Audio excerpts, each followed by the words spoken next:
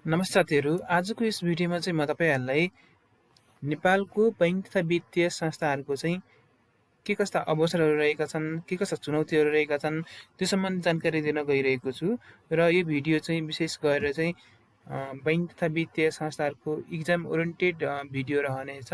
र खास गरेर चाहिँ गभर्मेन्ट बैंकको इक्जाम होस् या प्राइभेट बैंकको इक्जाम होस्, सबैका लागि उपयोगी हुनसक्छ। सो त्यो सम्बन्धी जानकारी दिन गइरहेको छु। कस्तो लाग्छ कमेन्ट गर्न नभुल्नुहोला। र मन परेमा च्यानललाई लाइक, सेयर र सब्सक्राइब पनि गरेर सपोर्ट पनि गर्न सक्नुहुन्छ।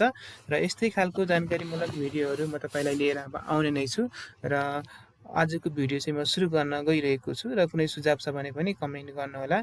जसमा पहिलो अवसर रहेको छ नेपाल राष्ट्र बैंक ऐन 2058 जारी हुनु पनि एउटा अवसर हो बैंक तथा वित्तीय संस्थाको लागि भनेर भनिएको छ। अब कसरी अवसर हो त भनेर यहाँ एक्सप्लेनेसन गरिएको छ। नेपाल राष्ट्र बैंक ऐन 2058 जारी गरेर नेपाल राष्ट्र बैंकलाई बलियो केन्द्रीय बैंकका रूपमा विकास गरिएको छ। जसकारण नेपाल राष्ट्र बैंकबाट अन्तर्राष्ट्रिय स्तरका निर्देशनहरू जारी भएका छन्। परिणामतः बैंक तथा वित्तीय संस्थाहरूलाई हिँड्ने मार्ग सहज बन्न पुगेको छ। केन्द्रीय बैंकका रूपमा नेपाल राष्ट्र बैंकले गर्ने नियमन, निरीक्षण र सुपरिवेक्षण कार्यले बैंक तथा वित्तीय संस्थाहरूलाई लिगमा हिँड्ने अवसर समेत जुटेको छ भनेर भनिएको छ। यानि कि नेपाल राष्ट्र बैंक ऐन 58 जारी भइसकेपछि नेपाल राष्ट्र बैंक चाहिँ एउटा बलियो केन्द्रीय बैंकको रूपमा स्थापित भएको छ। जसले गर्दाखेरि यसले बैंक तथा वित्तीय संस्थाहरूलाई चाहिँ नियमन, निरीक्षण र सुपरिवेक्षण गरेर उसलाई बैंकमा आउन सक्ने सम्भावित जोखिमहरू यो छन् है। हामीले चाहिँ बैंक तथा वित्तीय संस्थाले राम्रो कार्य गर्यो भने त्यसलाई दण्डित गर्ने, राम्रो कार्य गरेलाई प्रोत्साहन गर्ने कार्यहरूले गर्दाखेरि बैंक तथा वित्तीय संस्थालाई अगाडि हिँड्न मार्गदर्शन दिने भएकोले यो एउटा अवसर हो। यो ऐन आएर बैंक केन्द्रीय बैंक चाहिँ एउटा सबल भएको छ, सक्षम भएको छ नियमन निरीक्षण गर्न। त्यही भएर बैंक तथा वित्तीय संस्थालाई पनि कार्य गर्न सहज भएको हुनाले यो एउटा अवसरको रूपमा चाहिँ यसरी लिन सकिन्छ। सो यो पोइन्टले पनि एक्सप्लेनेसन गर्न खोजेको बुदा चाहिँ एक्सप्लेनेसन गर्न चाहेको कुरा पनि यही हो। सो त्यही भएर नेपाल राष्ट्र बैंक ऐन 2058 जारी हुनु पनि बैंक तथा वित्तीय संस्थाको लागि एउटा अवसर रहेको छ। र यसमा चाहिँ अहिले एक्सप्लेनेसन यसरी लामो गरिएको छ। सो हजुरले चाहिँ यो कुरालाई अब कसरी बुझ्नुहुन्छ त्यही अनुसार चाहिँ नोट बनाएर राख्नुहोला। र यो अब जुन अर्को पार्ट आउँछ त्यो पार्टमा चाहिँ म आफ्नै नोटहरू पनि सेयर गर्नेछु। सो च्यानललाई सब्सक्राइब गर्न चाहिँ नछुटाउनुहोला। र अर्को रहेको छ खुल्ला प्रतिस्पर्धात्मक वातावरण। र कसरी चाहिँ अब खुल्ला प्रतिस्पर्धात्मक वातावरण चाहिँ एउटा अवसर रहेछ त त्यो म पढ्न गइरहेको छु। खुल्ला प्रतिस्पर्धात्मक वातावरणका कारण बैंक तथा वित्तीय संस्थाहरूलाई सेवाको स्तर विकास गर्ने अवसर मिलेको छ। नियन्त्रित आर्थिक व्यवस्थामा संस्था स्थापना गर्न तथा सेवा वा व्यवसायको विस्तार कार्यमा विभिन्न रुकावट वा नियन्त्रण हुने गर्छ।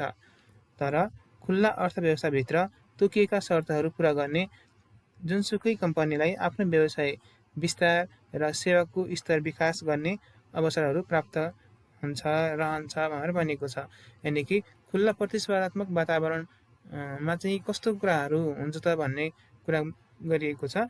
जसले खुल्ला प्रतिस्पर्धात्मक वातावरणमा चाहिँ बैंक तथा वित्तीय संस्थाले चाहिँ आफ्नो सेवाको स्तर विकास गर्ने होइन र खुल्ला अर्थव्यवस्थाभित्र चाहिँ जुनसुकै ठाउँमा पनि कम्पनीलाई आफ्नो सेवाको विकास विस्तार गर्ने अवसरहरू प्रदान गरिरहेको हुन्छ, जुन चाहिँ खुल्ला प्रतिस्पर्धात्मक वातावरणबाट प्राप्त हुने गर्छ।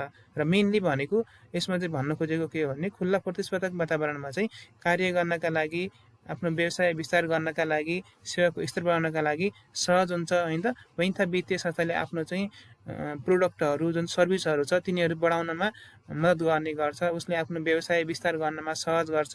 सो त्यही भएको हुनाले यो एउटा अवसर हो भनेर खुल्ला प्रतिस्पर्धात्मक वातावरणहरू सिर्जना हुनु पनि बैंक तथा वित्तीय संस्थाको लागि एउटा अवसर रहेको छ भनेर भनिएको छ।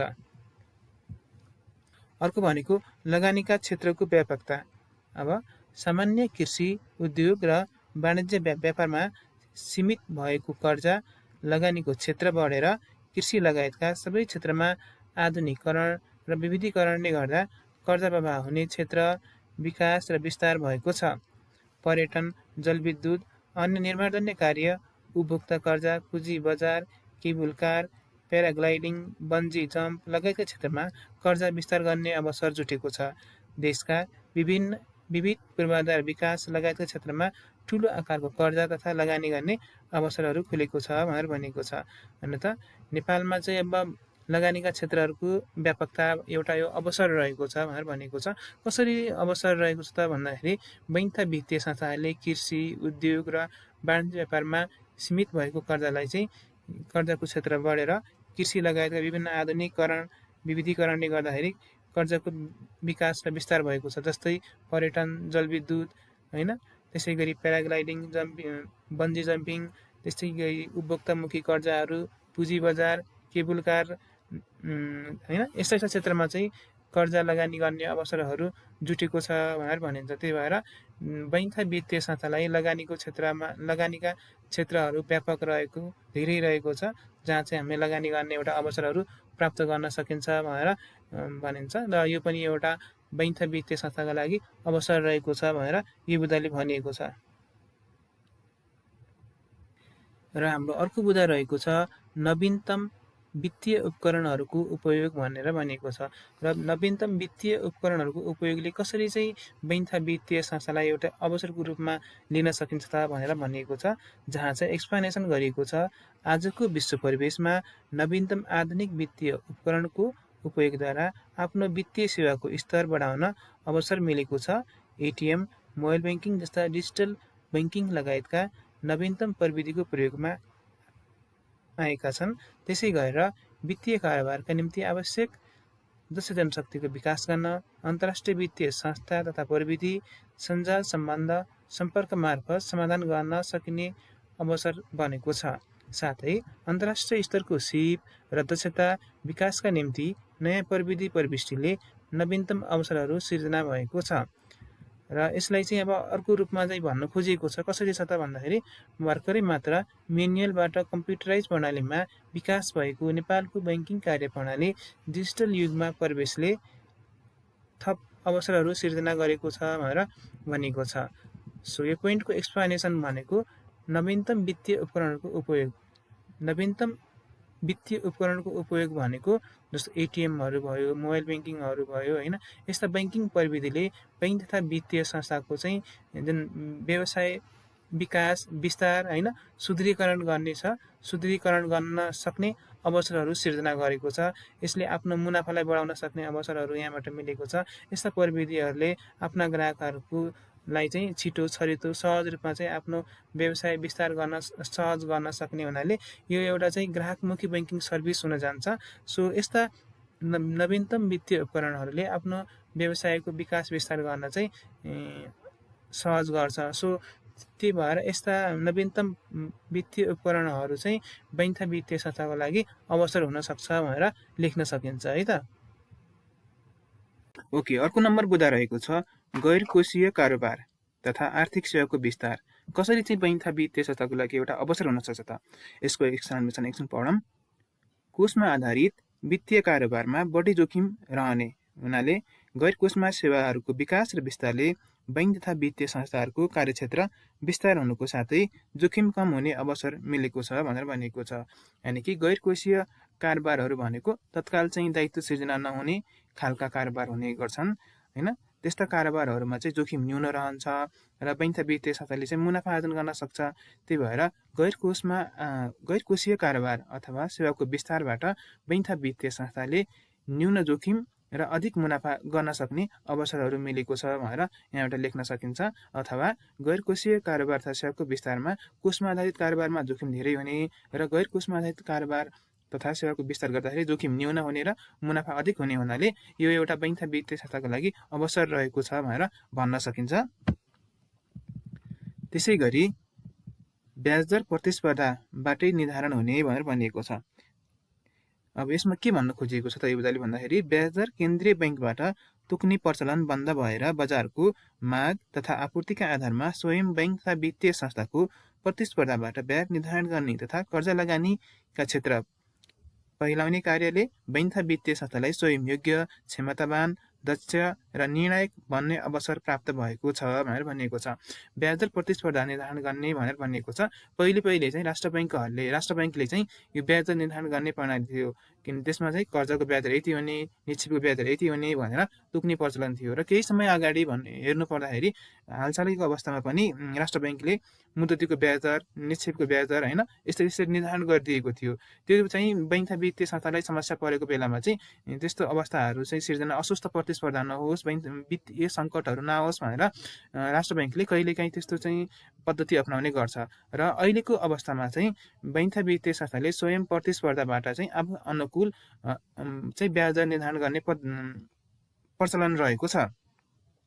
यसबाट चाहिँ बैंक तथा वित्तीय संस्थाहरू सक्षम छन्, योग्य छन् होइन, उनीहरू चाहिँ क्षमतावान छन् भन्ने एउटा अवसरहरू पनि निर्णायक बन्ने अवसर प्राप्त भएको छ भनेर यसरी एक्सप्लेनेसन गर्न सकिन्छ। ब्याजदर प्रतिस्पर्धाबाट निर्धारण हुने एउटा अवसरहरू पनि रहेको छ।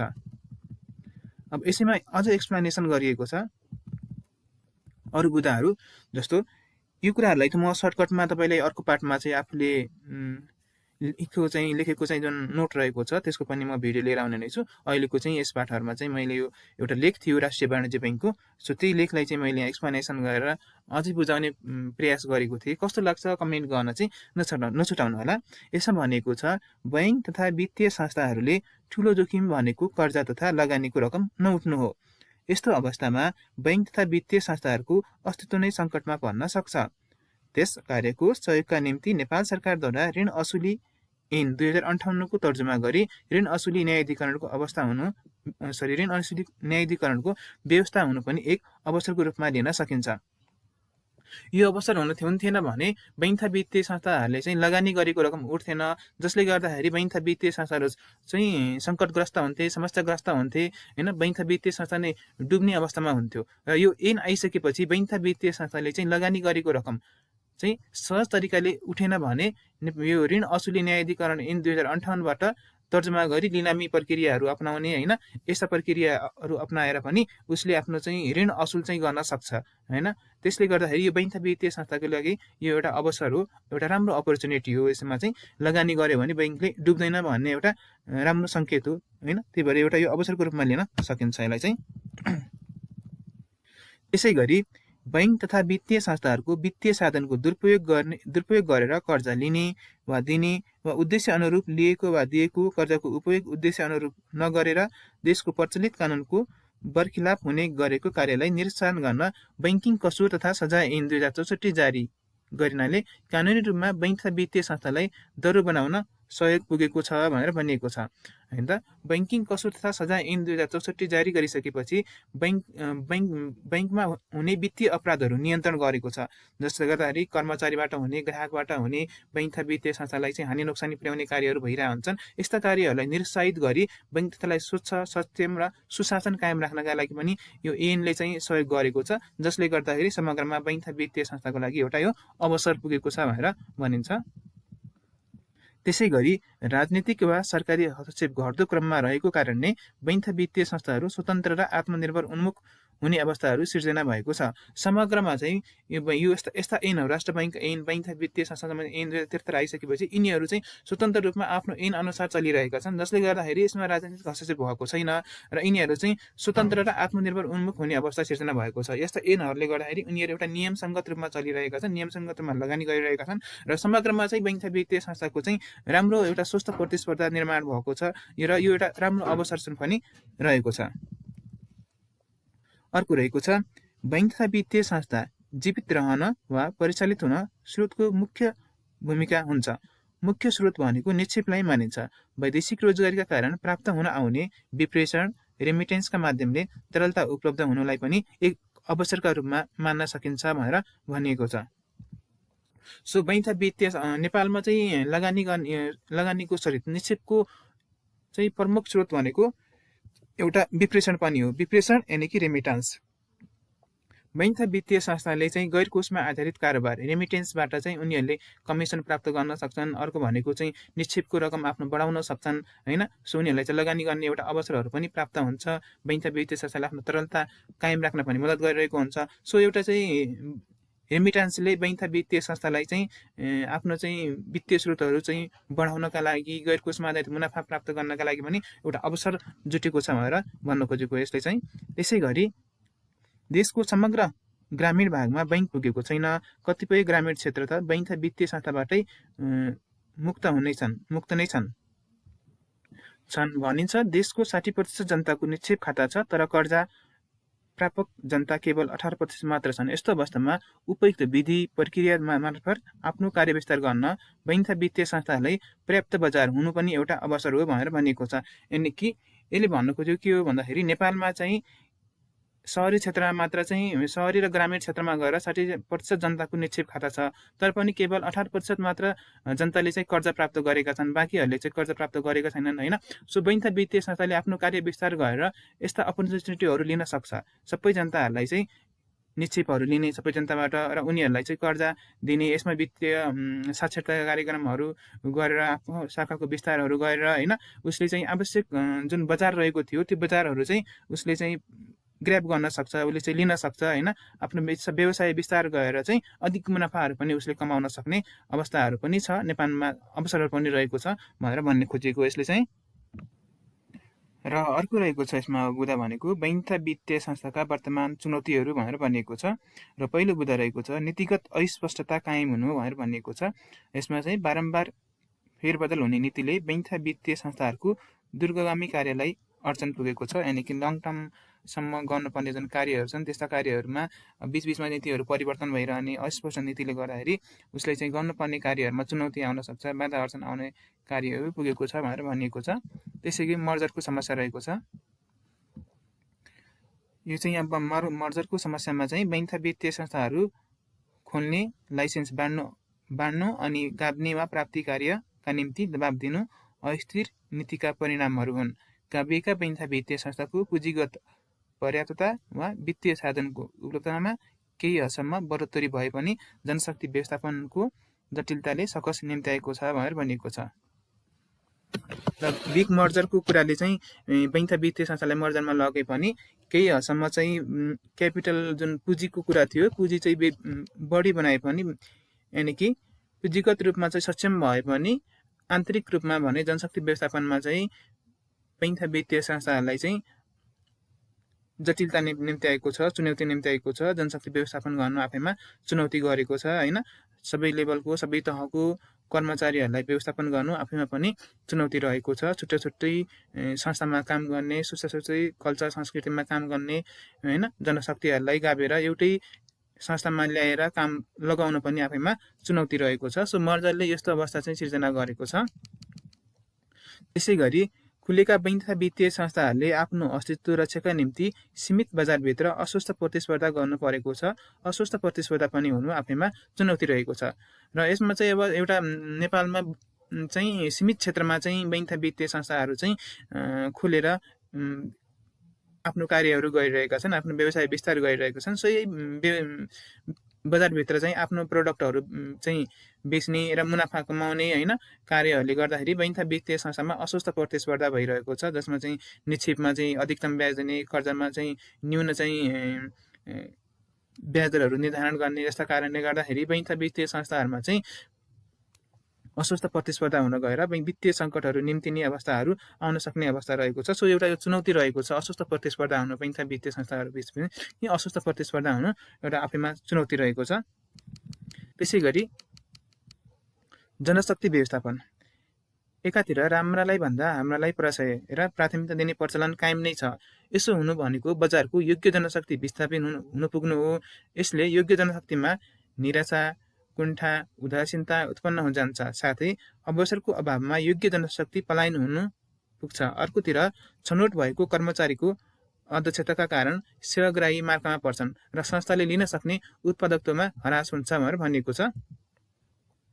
र बैङ्था वित्तीय संस्थाहरूमा पनि कर्मचारीहरू नियुक्ति, भर्ना, छनौट जस्ता कार्यहरू गर्दाखेरि पनि राम्रालाई भन्दा हाम्रोलाई प्रशय दिने कारणले गर्दाखेरि योग्य र दक्ष जनशक्तिहरू चाहिँ सङ्गठनभित्र आउन नपाएको कारणले गर्दाखेरि बैङ्था वित्तीय संस्थाबाट गर्नुपर्ने कार्यहरू राम्रो दक्ष ढङ्गबाट गर्न नसकेको कारणले गर्दाखेरि बैङ्था वित्तीय संस्थाको उत्पादकत्व ह्रास हुन गई बैङ्था वित्तीय संस्थाको लागि एउटा यो चुनौती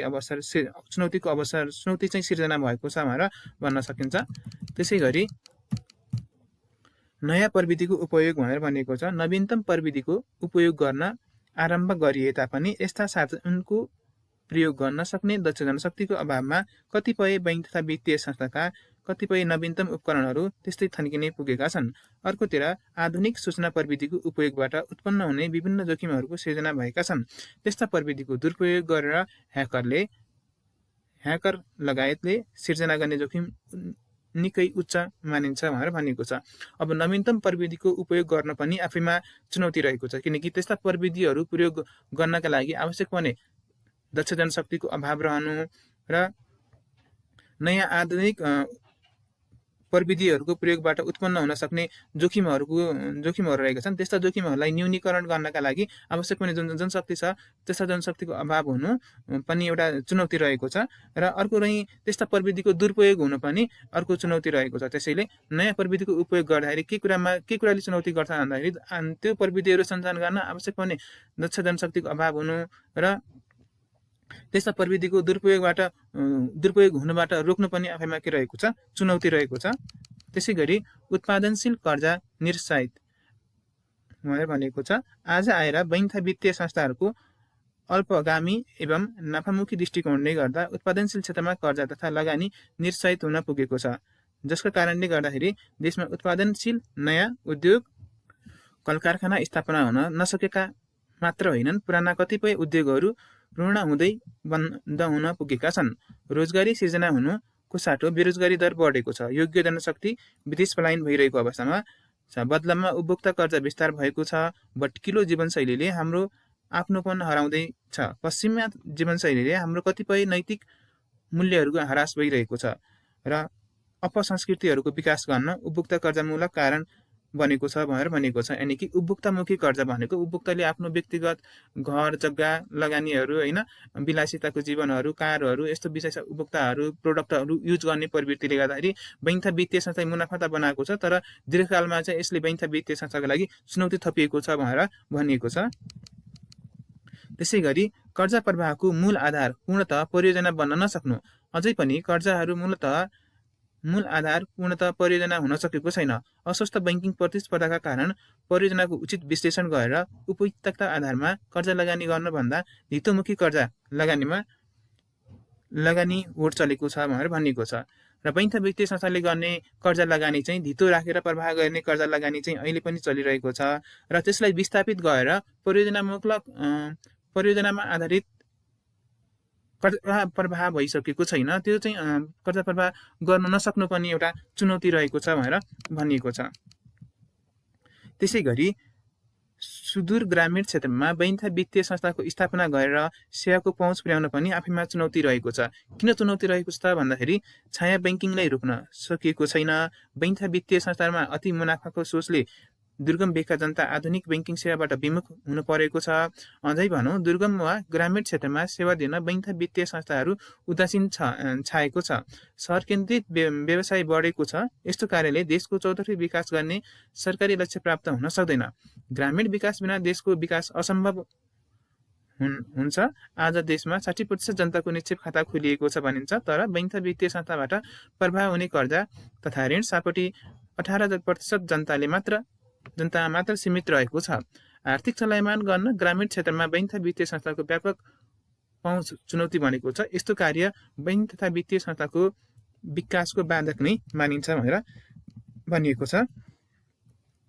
बैङ्क वित्तीय संस्थाहरू ग्रामीण क्षेत्रमा चाहिँ जान सकेको अवस्था छैन। उनीहरू चाहिँ मुनाफामुखी भएर सहर केन्द्रितमै रहेर आफ्नो व्यवसाय विस्तार गरिरहेका छन्। यस्तो अवस्थामा बैङ्क वित्तीय संस्थालाई ग्रामीण क्षेत्रसम्म उनीहरूलाई चाहिँ पुर्याउनु आफैमा चुनौतीपूर्ण रहेको छ। किनकि ग्रामीण क्षेत्रमा पुर्याएर मात्र हुँदैन, उनीहरूलाई सोही अनुसारको पूर्वाधारको विकासहरू त्यहाँ गरिदिनुपर्छ। त्यही अनुसारको सेवा सुरक्षाको व्यवस्था, बाटोघाटोको व्यवस्थाहरू गरिदिनु पर्ने हुन्छ, जसले गर्दाखेरि बैङ्क वित्तीय संस्थाहरूलाई चाहिँ उनीहरूलाई उता गएर मुनाफा कमाउने अवसर पनि सिर्जना गर्नुपर्छ।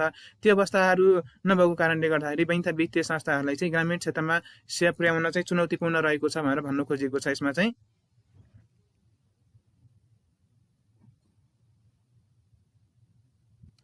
अर्को रहेको छ अनिश्चित र उच्च ब्याज दर भनेर भनेको छ। अस्वस्थ प्रतिस्पर्धाले गर्दाखेरि बैंक तथा वित्तीय संस्थाको चाहिँ ब्याज दर उच्च हुन जान्छ हैन। उच्च ब्याज दर रहेको हुनाले रहनु पनि बैंक तथा वित्तीय संस्थाको लागि एउटा चुनौती रहेको छ भनेको छ।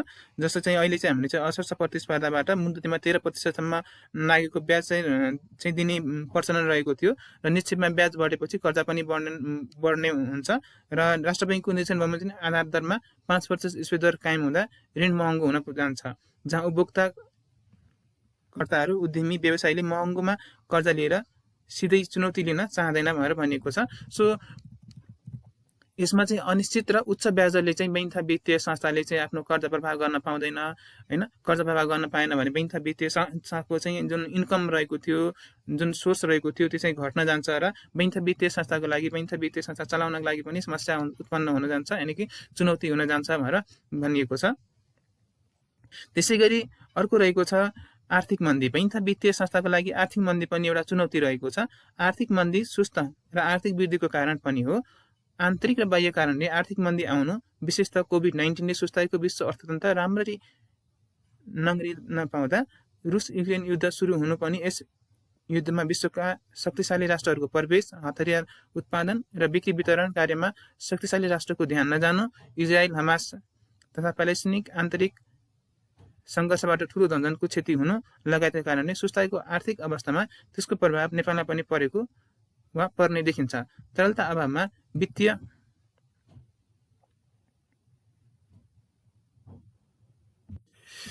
साधनको लागत बढ्नाले महँगो ब्याज दरमा ऋण लिन नसकेको मात्र होइन, तरलता सहज हुँदा पनि ब्याज दर घट्दा ढिला हुनु अनि घटेको ब्याज दरमा पनि ऋण उठाउन निजी क्षेत्र तत्पर नहुनाले केन्द्रीय बैंकले बजारबाट बारम्बार तरलता प्रशोधन गर्नुपर्ने अवस्था विद्यमान भएको छ भनेर भनेको छ।